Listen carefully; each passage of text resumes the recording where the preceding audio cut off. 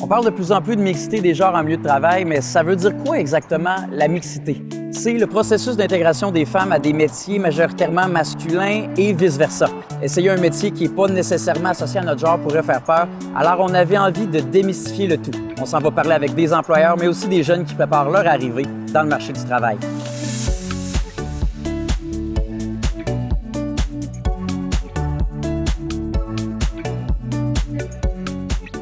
Jacinthe, pour vous, ça représente quoi l'identité de genre? C'est un sentiment intérieur, je pense. C'est vraiment la façon dont on se perçoit soi-même qui est très fort puis qui nous définit. Est-ce qu'on va sentir un homme? Est-ce qu'on va sentir une femme? Ou est-ce que tout simplement on va sentir ni l'un ni l'autre? C'est le terme qu'on utilise le plus souvent aujourd'hui, c'est le non-binaire. Ça peut être autant la personnalité des gens, leurs qualités, les passions, les goûts des gens, les activités qu'ils aiment faire. Ça définit beaucoup leur identité. Pour moi, c'est plus une expérience personnelle. Tant que la personne se sent bien comme elle est. L'identité de genre, c'est un concept que la société a créé, puis je pense pas que ça devrait être une barrière entre nous. L'identité de genre, pour moi, ça représente la façon avec laquelle on se perçoit, puis la façon avec laquelle on souhaite que les autres nous perçoivent. Puis dans un milieu professionnel, c'est super important de se sentir respecté puis inclus.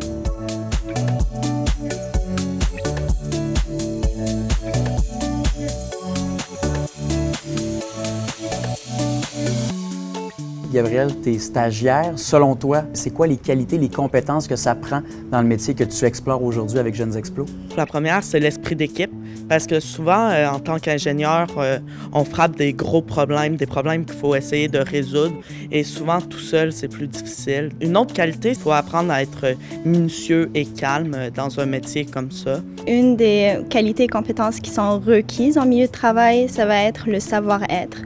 Puis être collaboratif, avoir l'esprit d'équipe, puis de savoir s'entraider puis tirer de notre diversité. Pour travailler dans le monde de l'édition, il faut aimer lire, il faut aimer écrire. Et pour ça, je pense que ça prend énormément de concentration, de curiosité surtout. Être patient, être minutieux, puis aimer ce que tu fais. C'est beaucoup de persévérance. Parce que vraiment, c'est un métier où nous avons vraiment besoin de comprendre la science. Il faut aussi aimer la communication, c'est le partage de toutes les choses qu'on découvre. Je pense qu'il faut être studieux puis être à son affaire, puis être passionné.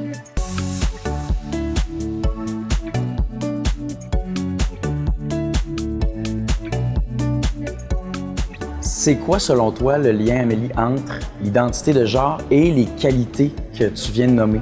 Je vois pas vraiment de lien. Le genre, pour moi, c'est un concept qui devrait pas nécessairement nous diviser. Il faut juste regarder les qualités personnelles, les valeurs de la personne. Quand on postule, on ne va pas vous demander est-ce que vous vous sentez comme un homme, est-ce que vous vous sentez comme une femme ou est-ce que vous êtes non-binaire. On va vous embaucher parce que vous êtes compétent, vous avez les qualités requises pour le poste, donc il n'y a aucun impact concernant votre identité de genre avec notre métier. C'est l'amour des livres, c'est l'amour de l'écriture. On peut aimer lire et être qui on veut. On peut aimer écrire et être qui on veut, et être qui on est surtout. Comment ils s'identifient, ça n'a pas rapport avec leur qualité. Moi, je chercherais plus comment ils font leur travail. C'est toujours mieux de garder sa propre identité parce qu'en arrivant dans le métier, ça va permettre de faire rayonner qui qu'on est sur la profession. Ce qui différencie en fait une entreprise des autres, c'est vraiment la diversité puis la richesse.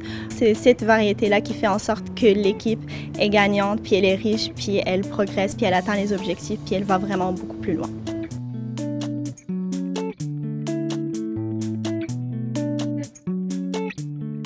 Jacinthe, ce serait quoi votre conseil pour les jeunes qui sont rendus au point où on doit choisir une carrière? C'est de s'écouter. Qu'est-ce que je suis moi? Puis dans quel genre d'univers j'ai envie de passer ma vie? Puis qu'est-ce que j'ai de mieux à donner au monde? Soyez curieux et curieuses. Allez-y de l'avant. N'ayez pas peur. Venez faire des stages. C'est le fun d'apprendre à interagir avec les autres puis se tourner vers les autres, mais c'est aussi important de prendre le temps de se connaître. Parce que plus on est diversifié, plus on va aller loin. Des fois, ça peut prendre des années avant d'arriver, finalement. Si on s'approche toujours un petit peu en s'écoutant, je pense qu'on est sur la bonne voie.